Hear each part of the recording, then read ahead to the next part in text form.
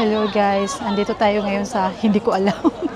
Ayun na sa likod ko, marami nagpipicture. Pero gusto kong puntahan yung Filing or Filay, Feng, Scenic Area at saka Lingyang Temple.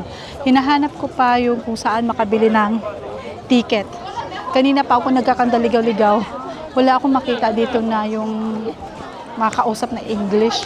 Wala rin may itsura na, alam mo yun, mga inchik, mga itsura dito. Kaya medyo windang ako. Alam mo, mula sa hotel kanina, parang nag-Uber ako. Yung na-pin kong location ay bus station pala yun. So, ang tagal kong figure out. Siguro mga almost 1 hour kong trying na figure out yung paano makapunta sa lugar na to. Tapos, nagtanong ako kung saan makabili ng ticket. Tinuro ako doon yung parang may group tour na ang mahal, $103 US. Tapos, late ko na siya na sasakay pala ng bus. So, ayun, nung sumakay ako ng bus, wala rin ka-translate, yung walang, puro Chinese characters lang. So, kaya, hinisip ko, nagtanong ako kung pwedeng, yung saan makapunta, yung sabi niya yung bus nga daw, doon ka bababa. So, ayun, dito na nga ako, binaba na ng bus. Marami na ako nakikita dito sa likod ko. Pero hinahanap ko pa yung ticket. Sa makabili ng ticket.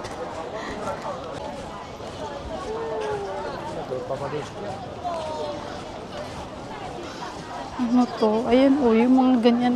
Paano ko malalaman kung anong lugar yan? Diba? Wala kang mahanap. Baka ito yung ticketing office na nila. Diyos ko Lord. Nawindang ako. Ay, ito may titingnan natin. Baka marami yata mga options eh. Diyos ko. Green tea, Failang. Dito gusto ko dito sa Failang Stone. Lingyang Temple.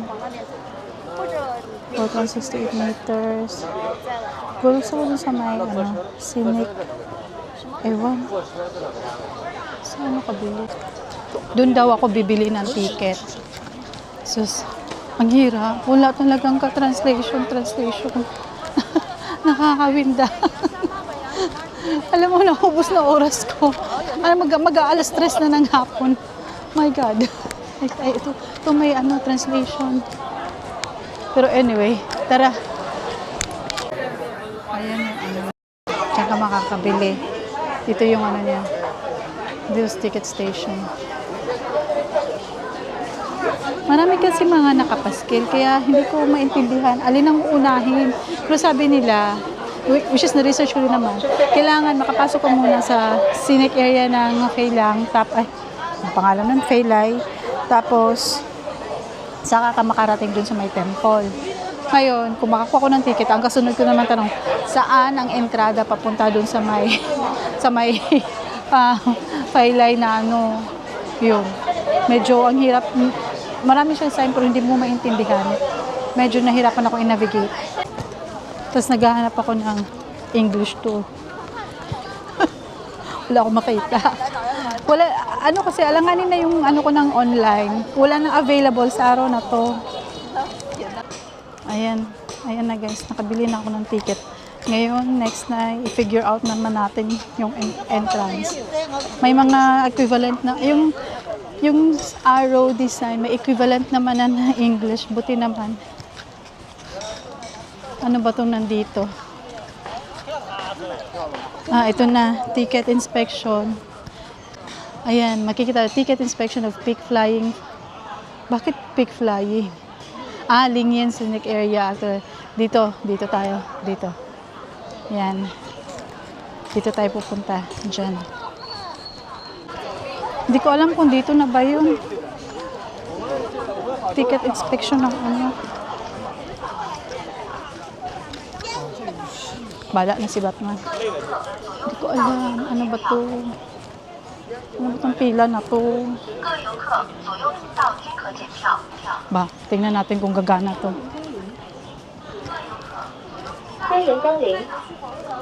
Is this the right place? Inside, I can buy ticket for temple. Okay, thank you. Hindi rin naman niya ako naintindihan. Guys, nandito na tayo. Hindi ko alam anong sasabihin ko. Parang na lang tayo. Ang dami niyang ano, tingnan niyo ha. Statue of pig flying from afar. Fountain. Tapos, dito yung sa temple. Walking tour na lang ng dating natin ngayon. Kasi wala akong idea. Wala akong idea. May makikita kayo dito ng dragon. Mawiwindang ako, Diyos ko. Kasi alam niyo, ganito kasi yun. Hindi naman talaga kasi ako pumunta dito ng yung mamasyal or ano. Pinadala lang ako dito ng company, business trip. Tapos, bigla-biglaan akong pinapapunta dito. Na yung tipong, okay, immediately kuha ka ng visa. Buti na lang ang visa dito, mag-apply sa China. 2 days lang ang inabot ko. Tapos pagka lipad agad. So hindi ko na plan yung saan, kung gusto ko bang gumala or ano, kasi pag sa business trip kasi, ang lang, iniisip ko parang factory lang yung mga area, walang magdalaan, and so on, blah blah blah. Pero nung dumating ako, ang ganda pala ng city ng Hangzhou. Tapos sinabi na sa akin, maraming magandang mapapasyalan. So, yun, medyo late na yung research ko. Tapos, pagod-pagod na rin naman kasi ako na daily na yung mga pag-weekdays. Kaya, hindi ko na talaga siya nabigyan ng, alam mo yun, maraming time para pag-research na anong dapat gagawin sa city na to. Ayun, may mga Buddha sculpture. So, wala akong maikwentong ano yung history nito and so on. Kasi nga, unplanned yung visit ko. Bigla-biglaan. Pasok tayo dito.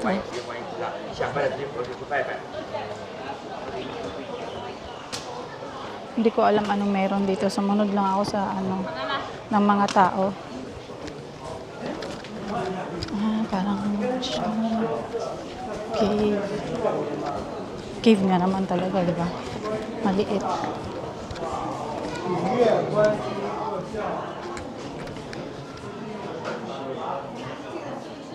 Ano siya? The statue of seated Avalokiteshvara in the water moon avatar. Alam niyo guys, kung talaga may enough time lang talaga ako, nagplana dapat ako ng yung magbubook ng English ko. Kasi feeling ko maganda siya dito puntahan para malaman mo rin yung history or kwento ng park na to. Wala. Kasi naka-mindset talaga ako ng business trip lang. Work. The usual. Tapos, ito pa. Yung kagabi pumunta ako ng lake, di ba? Tapos, late na ako, medyo nakatulog. Kasi, ang tagal mga ng jet lag ko. Parang humiga na yata kalauna. Tapos nagpa-plan akong pumunta doon sa may balik ng Westlake for the sunrise ulit. Wala. Alam mo, lumos nagising. 11:30 na. Kaya tanghali na ako nakarating dito. Ayan pa, meron pang ang dami palang Buddha sculpture dito. Ayan, madadaanan mo. Now gets ko na bakit sinabi nila lang yung scenic area. Kasi gawa nga niyang mga naka-sculpture na Buddha. Tapos ngayon, yung next ko namang i-figure out is yung bilihan ng para makapasok sa temple. Dito makabili ng ticket. Ayan, may ticket na ako. Translator is the key talaga, guys. Medyo na-stress ako sa Ito talaga, pag yung unplanned yung visit mo, tapos sa area na, alam mo yun, na wala kang maintindihan. So, I really recommend you plan your visit, make a lot of research. Pero sa nangyari sa akin ngayon, doable naman. Kaya lang, ito nga yung struggle. Ito na yata yung temple, guys. Ticket office of the Lingyan Temple. Ayun, yung sa right side na pinuntahan natin. Ito na yata yung temple. Parang walking tour na lang ang dating natin, ha? Siguro ito na nga yung temple. Sumunod lang talaga ako sa mga sa mga nandarito. Scan yung ticket. Ay, tulak lang pala. Ito na siya, guys. Puro tao. Puro tao. Makikita nyo.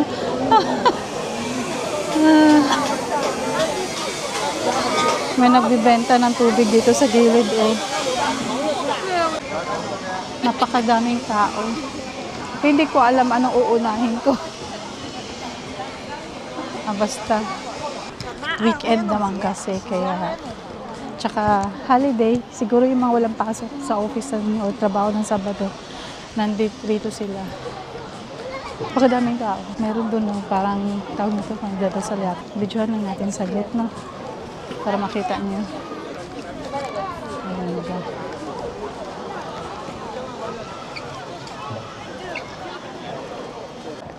Hinahawakan nila to. Ayun. Ano mahawak? Pasok tayo. Ayan yung sa loob ng temple, guys. Malaking Buddha. Ito naman yung sa gilid ng malaking Buddha.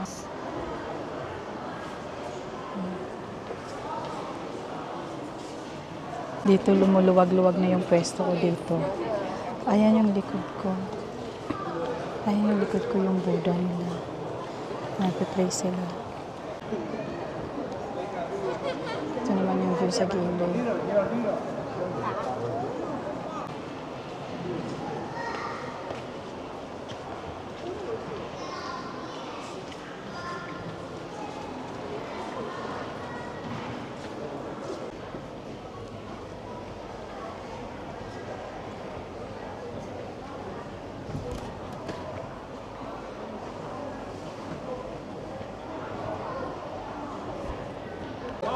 Meron na naman dito yung ano bang tawag nila dyan, guys?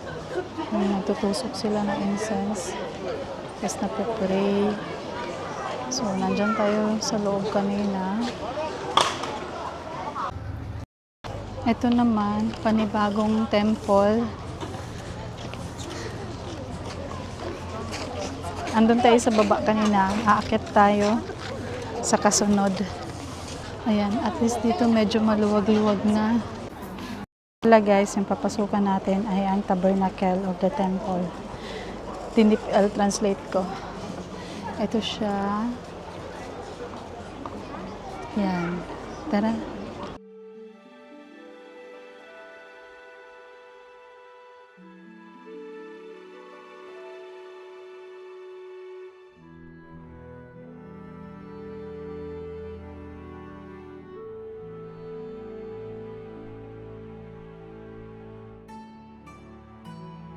Ito, ano kaya ito?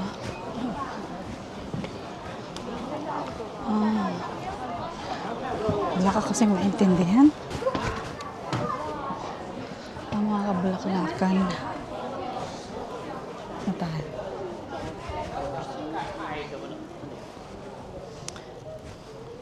Ikot ko na lang kayo kung ano yung nasa loob.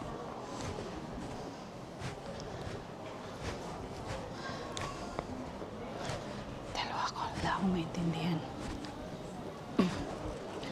Na art gallery man eh. Ayan.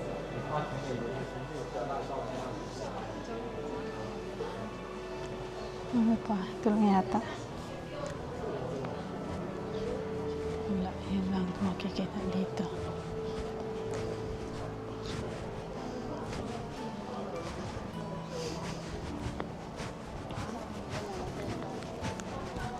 Anong oras na po? Ang gusto ko na lumabas sa temple. Wala naman ba makikita? Puro mga kabudahan na lang. Maraming nagdarasal. Hindi ko alam anong holiday nila ngayon. Basta sinabihan lang akong holiday daw.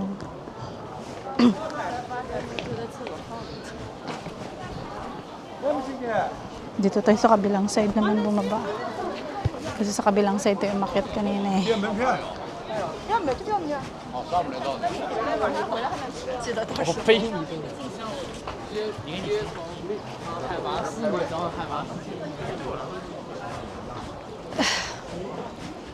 Mga bamboo.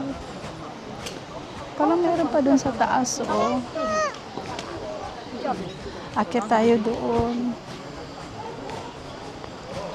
Tara. Tara, let's Saka na natin problemahin ang pag-uwi. Hindi pa pala ako kumain. Kasi nga, diba, tanghali na ako nagising. 11:30 na. Hindi ako nagpa-alarm kasi. Tapos hanggang 10 o'clock lang yung breakfast. Kaya, ayun. Wala tayong kain.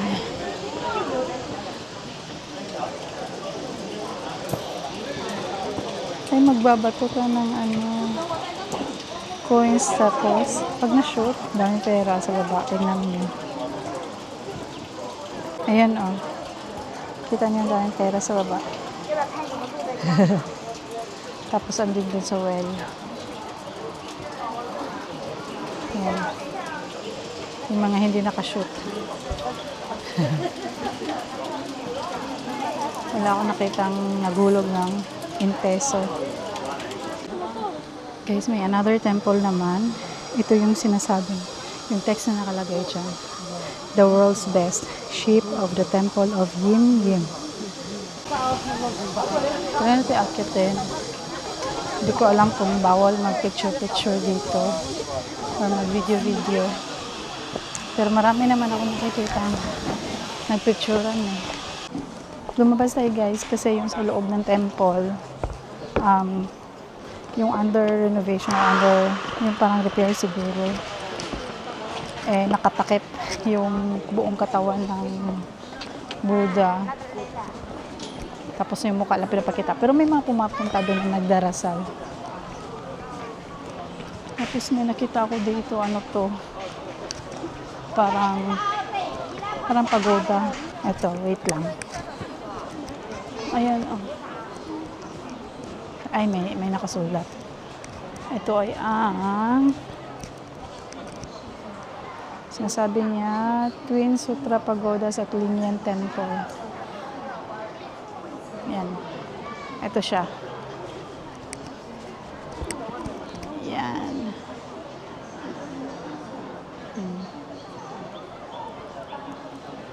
Yan. So, hindi ko pa alam. Ayun, meron doon. Puntahan natin. Mga tao kasi nakikita ko na papunta doon sa direction na yun. So, tingnan natin. Parang ito na rin yata yung palabas.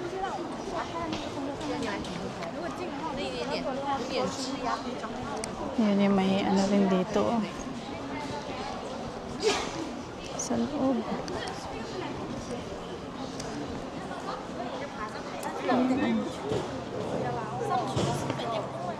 Yan. Labas na tayo. Tingnan natin kung ano pa makikita natin sa may mismong park. Kasi mukhang malawak tong park na to eh. Sulitin natin. Sa may labasan guys, madadaanan to. Parang, hindi ko alam kung binibenta ba to. Figurines ng Buddha. Yan. Pero sa loob noon, parang shop siya na siguro yun pwede kayo makabili ng figurines ng Buddha.